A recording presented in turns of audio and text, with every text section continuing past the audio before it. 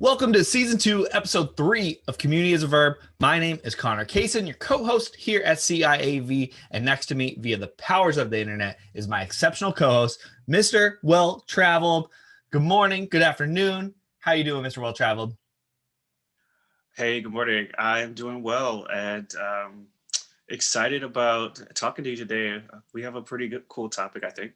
Yeah, I'm really excited. So today, what we're titling this episode, as maybe you already know, for those joining here, have already clicked, is why local elections matter, right? And Mr. Well Traveled and I, we're going back and forth. We're a couple weeks removed, or I guess a couple months removed now from last year's election. Everyone's kind of taken that breath. We obviously went through everything that happened in January, and now it is time to be thinking about 2021. And Mr. Well Traveled, I want you to kind of introduce why you want to talk about this, kind of the conversations that you have had the last couple of weeks that inspired us to get back on track here with talking about the mayor and why local politics matter. Okay, so recently I was talking with some folks and I mentioned that had interviewed recently the very first candidate for mayor in Seattle.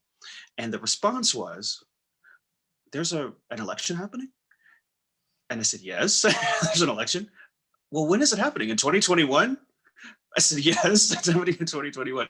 And so, I recognize we are quite a ways removed from the, November presidential election. I mean, it almost feels like it was years ago at this point. So much has happened, right? Life has moved on. We actually have a new president.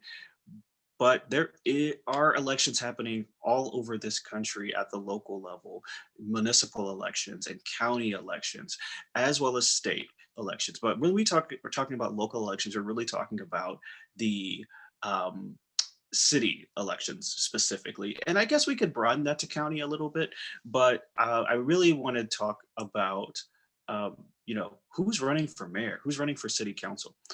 And the fact that some people think that we are finished with election season. Oh no, we have a new election season that is just getting fired up. And I think today I want to use Seattle as our case study. Great. Yeah. And I was kind of in the same boat, just trying to take that giant breath about all right, we made it through maybe one of the wildest elections, at least that you and I have been through. And so thinking about the next one is important though, right? And we have noted it in podcasts since then because we had our interview with Ace, which was great. And then he officially announced his candidacy. And you make a good point. The election isn't until fall, winter at the end of the year, but we also have the primaries that happen over the summer. I believe the primary this year is on August 3rd. And the primary is very important because that is where we get the final candidates that we're going to vote for. And turnout is so sadly low at all of these midterm and smaller city-based elections, which for me is kind of weird because you still get the packet. It really, the news that you watch is important, but it really doesn't operate any different for us that live here in Seattle. We get the packet, we get the thing all in the mail. It says fill this thing out, sign it, seal it up, put it right back in the mailbox. And so the process really isn't that different. So seeing that turnout is so low is a little baffling to me because our city makes it as easy as possible to submit this. Well, okay, what do you think the reason is? Why do you think more people vote? And by the way, Seattle Times did publish some numbers this week on this very topic. I think it was, what does it say here? 85.9% turnout in the presidential race in November, but in the last election for mayor, or I think it was 42.7%. So we're talking, huge gap, right? And half. So what do you think? What could you, if you could guess, right? I know you don't know for sure, right? We don't know, but what do you think contributes to that? I have my own thoughts. I'll share with those in a second. I feel like the media has got to be the just media coverage in general. You and I both listened to Mhm. Seattle Now this week, and they had an episode dedicated this week to who are the early mayoral candidates, and that's nice. But I'm curious if it's a media thing about like what media stations actually cover it. Is it, are you Mhm. only watching national news? Are you only watching CNN and Fox News, or are you going and listening to Como and King Five? And are those places even covering this kind of information now, or is it a later thing? How are they covering it? Because obviously all of these media companies have their own vested interest. And then lastly, I think it comes down to also the employers who have, from big to small, have a big role to play in this process, whether it's giving employees the day off on all elections, not just presidential elections. We'll see if that continues to change, right? Because it's one thing to give the day off to vote for Biden or Trump. It's a much bigger symbol, in my opinion, to give the day off to go vote for your city council and your mayor, which I actually think is more important. And I think that's kind of the our goal to show in this podcast is these decisions have so much more impact on our daily lives, right? They determine a lot of the little things that we see happen here in Seattle, how we deal with these big issues that are going to be cornerstones of the ballot. How do we dealing with a growing homelessness problem? How do we deal with coronavirus? How do we deal with our schools? How do we deal with the police? All social services. I mean, everything that the government funds, which is a lot. You know, that's like $1 billion budget, all get determined in these small elections. And when only half of the registered voters show up, and less than half of the people who voted in last year's election show up, then that kind of skews the information that the elected officials have to make decisions on. And yeah, it's unfortunate. I'm hoping that this political revolution, do we call it a revolution? Interest, Mhm. this political interest that is happening, maybe it turns into a revolution where people now see that their civic duty is to be more involved with these decisions and discussions. That I'm hoping this mayoral race, uh, you know, we have a much better turnout this year and people are actually involved. There's a lot of issues on the table right now. What do you think? Oh, I'm with you. I think there's definitely a variety of reasons, but I think the number one reason is the media, both the TV media, the print media, um, because that's what most people consume. That's what we've historically had in our country. There's also social media and internet media, and I think there are ways to think about that. You know, I don't use radio too much as an example because there aren't a lot of radio news stations anymore. But of course, there is NPR, and NPR, they strike a balance, right, between national, local, and international um, as well as some entertainment type or opinion type programming. And so I think that their approach allows you to get some information that you can use, right? But by and large, I think that there is a gap for people there. You know, if you watch any of the big um, TV news outlets, right? CNN, MSNBC, Fox, what have you, you're going to get very little local news coverage. Those are national um, news organizations. So then bring it down to the next level to local TV media, local newspapers. In most places, those stations and newspapers are owned by out of state corporations who, as we have seen in previous elections and other types of events, those media stations actually have their own editorial leaning and they choose what type of coverage they want to give. And oftentimes they too focus on national elections at the expense of you know, the coverage of local elections. So you have that happening. Where you can really have more of an opportunity is in independent media, right? But how many of us are really consuming independent media? I mean, we're talking about independent blogs and YouTube channels and you know, social media channels that are hyper focused on what's happening locally.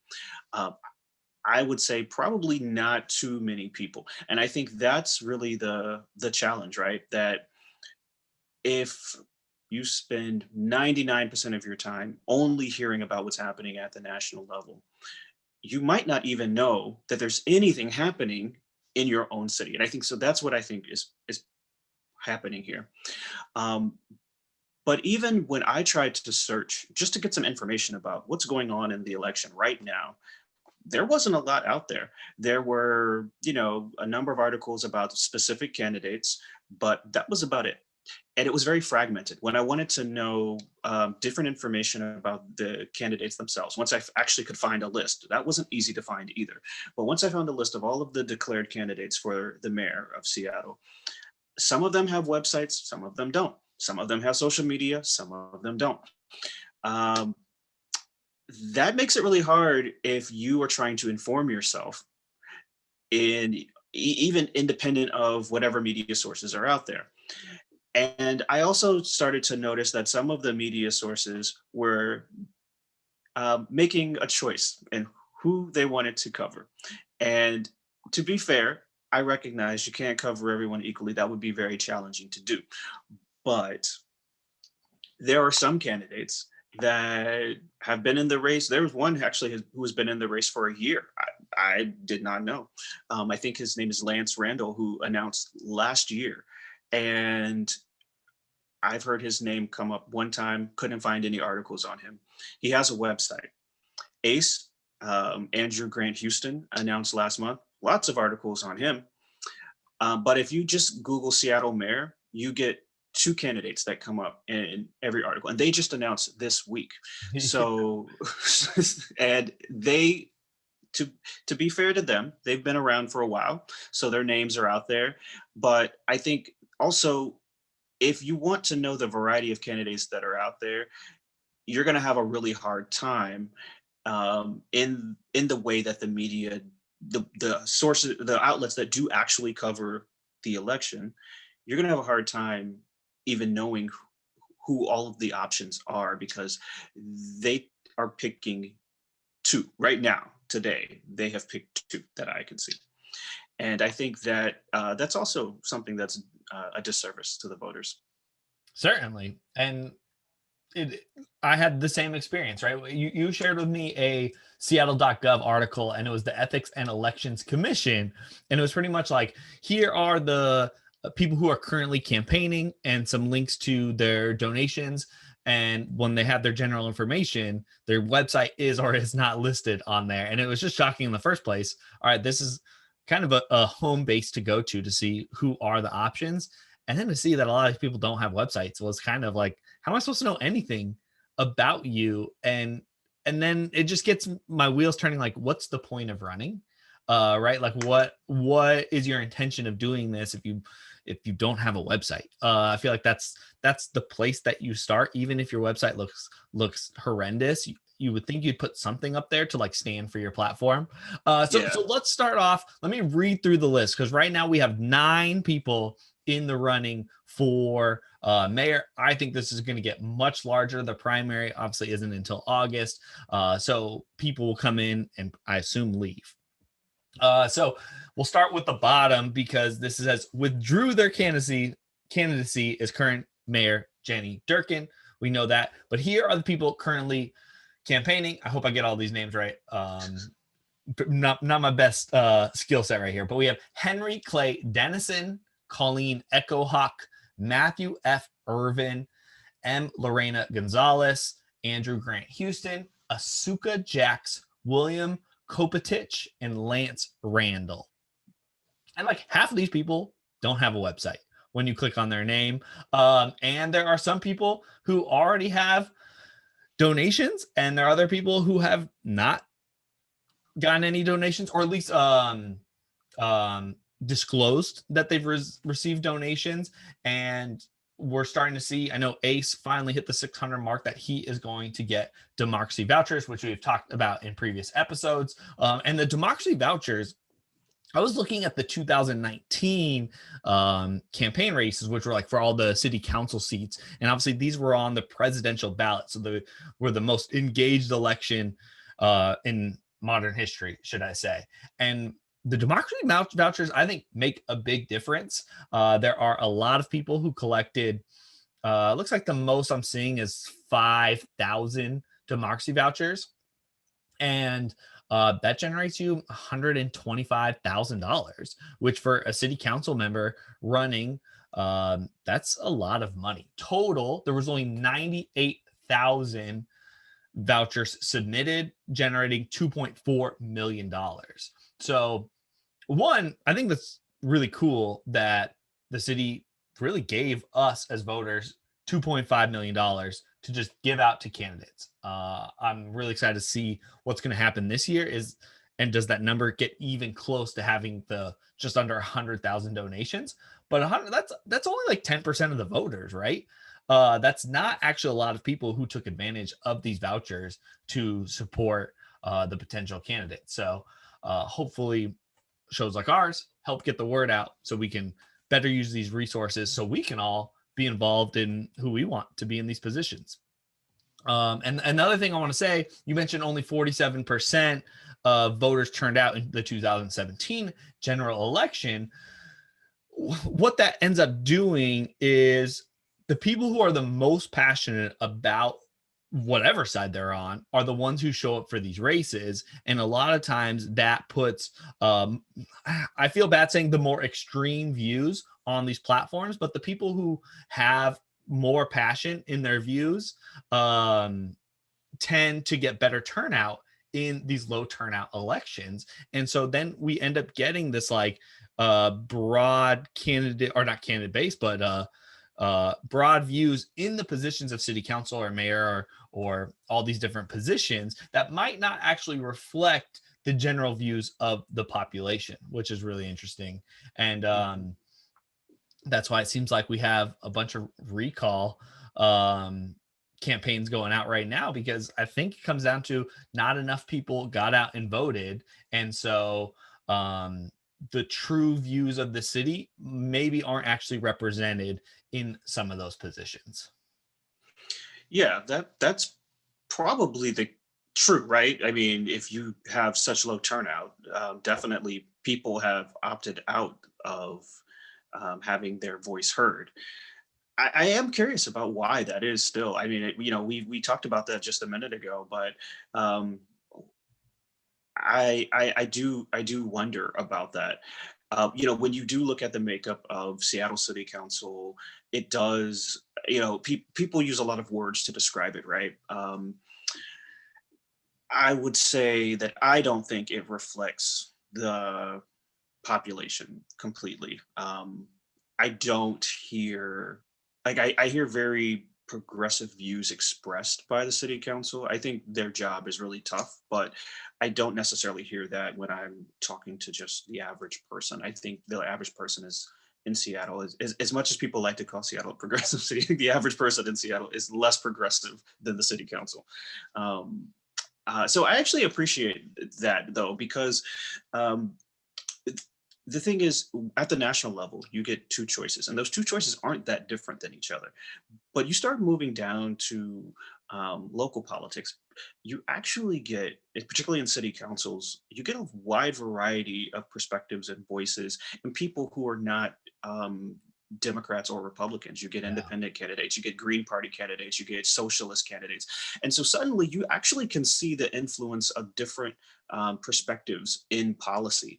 And I think that that matters a lot, because if you think about how a lot of policy develops now, what I tend to see a lot is that the type of progressive change that we are looking for as individuals, the kind of things that you and I talk about, the kind of things that we talk about as people, like, wouldn't it be great if it were like this, or it would be great if education was funded like this, or if this policy existed. That doesn't happen at the national level, doesn't happen at the state level, happens at the local level. And so that for me is why that matters so much. And even in a city that you might not live in, think about this, right? Seattle, most people have heard about Seattle for the last year all over the world because of the pandemic, because of how Seattle had to respond as a city to the pandemic, having the first cases, the first death. Okay, then we move to the summertime. We have demonstrations going on for months And even to this day, right, there are still demonstrations, much smaller than they were over the summer, but there's still demonstrations. Um, how the city has responded to those have that has become something that is talked about nationally. Even now I hear it come up on the news, and when people want to sort of say that we've got these anarchist cities, as you recall from last year.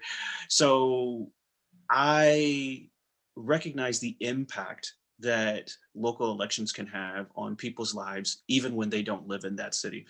The other thing is, very successful policies usually get copied, right?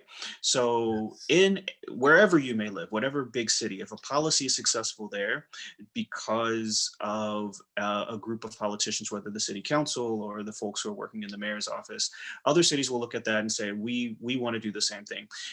Probably the best example of this: plastic bags, right? Straws, right? Those bans happened at city level. Then you look around 10 years, 20 years later, um, what do you see? Lots and lots of local jurisdictions have plastic bag bans, they have straw bans. That is something that I don't think changes. And I don't think people should disconnect themselves from the impact that that can have in the world, because not just the policies that happen at or occur at the city level are then copied here within this country. We see that happen all over the world and the other way around, right? So we end up adopting occasionally, not always, a policy or creating policies based on what other cities have done in other countries. I think that's a great point, and it proves the importance of the way that you vote here in your local elections and how those have very long-term rippling effects. And I think a lot of the Yeah. issues that we're dealing with the city here in Seattle are issues that every major metropolitan hub in at least in America are dealing with, right? Everyone's dealing with the homeless problem, with housing shortage, with how they're dealing with policing, Mhm. how they're spending their tax dollars, who they're taxing, when they're taxing, how they're taxing. Any city you go to, you're going to have very similar. Obviously, there's specifics in each one, but then those ripple out, right? Because if one city deals with the homeless problem really well and they figure out a justified and reasonable response, I think a lot of people are going to follow suit and try to duplicate that process, or bring in those people who now have expertise to consult to help build that out with whatever the solutions are. I was reading this article from Crosscut, and it was referencing Seattle's first black mayor. And his name was Norm Rice. He was Seattle's mayor in 1990, from 1990 to 1998. And he had this quote, which I thought was interesting, about the time it takes to actually make change in these cities. And I think it's really interesting where we're talking about these issues. And I think the Black Lives Matter and the defund the police movement are a good example of this, where you want change, you want things to be done, but between the time between its activism towards actual policy takes a really long time. And the difference between defining the problem and understanding the problem versus actually enacting a solution is also a really long time. And these are big problems that require lots and lots of conversations and debates and understanding to actually come to solutions. So because we live in this internet-based instant gratification society, I think we all expect, like, we need to have an answer now, like, and we need to implement it now. And it's hard to actually get that, because dealing with politics and city policy and rules and laws of a city, state, country, it just takes a long time, right? There's a lot of red tape, unfortunately, and it takes a while to get those processes going. And Norm Rice, one of the big issues that is always talked about is the segregation with busing to schools was like one of the major parts that he not only ran on, well, when he was elected the first time, was one of the big voting legislation, one of the big pieces of legislation that was voted on. and he was elected and he had one stance, but the people voting actually voted against his opinion, and it was this weird situation where he got voted, but what he was supporting was voted against, right? And so you have this kind of like weird position as a leader to come in and be like, well, the people are saying they don't want this, which was the cornerstone of my platform, but they did want me. And how do you deal with that? And so I want to read this quote that he has, which I believe is from his book that came out last year. He said, people tend to make fun of the Seattle process, which can be as slow as a banana slug on pavement. But Rice supports extensive civic engagement. He says he thinks every public college and university should have a Department of Civic Engagement devoted to keeping the public informed and involved, studying the waves in, quote, movements such as the March for Our Lives or Black Lives Matter can move from marching to governing, right? And he says activists, he says, are good at identifying problems. Government's task is to find the answers.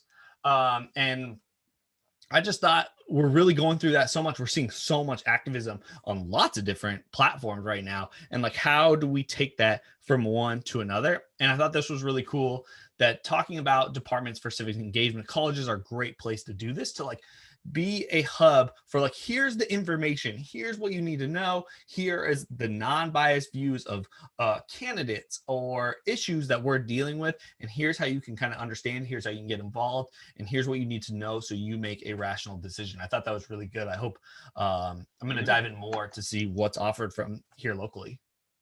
That's actually a really great perspective, right? That, coming back to what we talked about at the beginning, what are some of the reasons why people aren't going out and voting in local elections? Um, you know, Lack of understanding of, maybe the process of voting is easy, but maybe not really understanding how city government works, why you should care. Um, I think that is something that was pretty clear to me following the demonstrations, that for the first time, I think many people were hearing in detail how a city budget works, because many demonstrators were critiquing the city budget. But who knows how the city budget is uh, created? What's in the city budget? What were some of the discussions that influenced the budget as it is today? And, I think that if you could centralize a any place, I think it would be public education. I don't think it needs to happen though at a university level, although that would be helpful. It could happen in high school too. It could happen in middle school. I mean, there's it's very clear to me that that's not an oversight. That is intentional, not to include civic engagement as a part of an education curriculum in public schools, and that is something that state and local governments control. The Yeah. people that the voters vote for can control that. So if they choose not to include that in curriculum, that's not an accident. I don't know why, but it certainly helps to maintain a certain type of system if people are not educated on how the system works. Maybe they would want a change if they understood it better. And I think that's where we are right now, that many people do want change, but I don't think they quite understand exactly how to get the change that they're seeking, because the system is complex. The voting part is actually rather easy, as you explained. But as I mentioned, the barrier that I'm having was just Googling and trying to find some information about the candidate. So if a ballot shows up, well, what am I supposed to do? How am I supposed to know who to vote for? That right there, I think there's a lot of opportunity in that. Um, we also live in a world where the next question is there money in it, right? Like, is there some sort of financial incentive to build it? Is it, just doing something because it's the right thing to do or it's a good idea doesn't mean that it's going to happen or get done, which is why I think the media piece is probably going to be the piece that would be more important than the education piece, because the education piece is then putting the responsibility on the same elected officials who either are or not are not getting elected, right? Mhm. So if you are getting elected and you don't have a problem with this system, then you wouldn't necessarily support adding civic education to a curriculum. If you do support that, which I've never actually even heard any candidates talk about this, so this is actually a really cool. This would be cool if someone did want to campaign on this. Um, if you did support it, then okay, how do you get it done? Because you don't control whether or not a university offers engagement as a part of their curriculum to the public, not just to its students, but to the public. It, it it's a business. So Yeah. what is the cost that they incur to offer this to the public, and who pays for it, right? Do nonprofits pay for it? Is taxpayer funded? I mean, it again, now we're getting into the process. We have to deal with all of that, and that takes time to figure all of those things out. You don't just pop it up there. Like, you and I could set up this tomorrow if we wanted to, as private individuals and entrepreneurial individuals. It still would cost us something, right? So that is the thing. It's an unfortunate way that you have to think about things, but it is. I think it's necessary when we start to think about what exactly is the outcome that we want. Yeah. And And oh, sorry. no, no, go ahead. You make an interesting point about the media, and these are actually the conversation that you and I tend to get into is Yeah, especially when it comes around business creation and how these things actually operate. The the world, because of social media and the internet and the scale of the internet, media companies are almost having to create these conglomerates to survive because the models don't actually work, right? Like the right. models for us to understand the truth, or actually to get the information that we need, are being either gobbled up, right, or just not scalable in general, right? Because they're trying to operate off ad revenue on their websites, or ads on their TV shows, if that's what it is. Hmm. And so these platforms have really struggled. So they need a big corporation to come in and gobble them up to sell more ads and help them scale that process, which is taking away from us actually understanding. So I would assume that over the last decade, the amount of local coverage is going down, down, down, down, down, because they're just not the business models to support that. Now, on the other side, we are starting to see platforms utilize things like Twitter and YouTube and the social media to get their messages out, and they're monetizing pretty much through the same means. But at the same time, it's also simultaneously creating all of these fringe groups. This is how we get QAnon to be so popular, where we have QAnon candidates in our own state um, supporting these messages, because it's become a new race, and these wild extreme platforms and views have places like YouTube, where if people take interest, they can build up really quickly, and now all of a sudden they have become powerful. And it's a double-edged sword to have the opportunity to have these platforms that can get out great messages, because a lot of the political uprising from the Arab Spring all the way to Black Lives Matter have benefited from these platforms of social media. However, we've also brought in an opposite side contrasting with all of those, and that's how we have this kind of QAnon situation going on as well. um Yeah. and yeah, it's kind of a dangerous, not dangerous time, but conflicting time, with all these different media sources. And then you see one YouTube video and you see another. Which one are you actually supposed to believe? It's hard to determine that, because people are very clever on how they present their facts and their information, so that yeah, people believe things. We are all guilty of being led down a road of belief which may or may not be true. Oh, sure, of course. But we've talked about in previous episodes. The algorithms don't help us. They should help us. That's actually what they're supposed to do, but they don't. Especially when you click down the wrong path, or if what is also really interesting is the way people title videos. I actually watched a Vice video the other day, and I think the topic it was on space or something like that, and it was very clickbaity the way it was worded. And so I click it, and the video had nothing to do with what the title was. But what happens, of course, when you're on YouTube, right? YouTube then starts to suggest videos to you that are along a similar theme. And so people get to travel down this, rabbit hole, if you will, um, if they're not careful on a topic that they probably didn't intend to click on. They were just curious about what the video was. And I think that that's also part of the challenge, right? So I think I think it's hard. I think it's harder. Interestingly enough, that's I'm starting to kind of sort of come to a conclusion. I actually think it's harder to vote in a local election. I do now that I'm starting to think more and more about this, because one of the major barriers is information. Another barrier is education.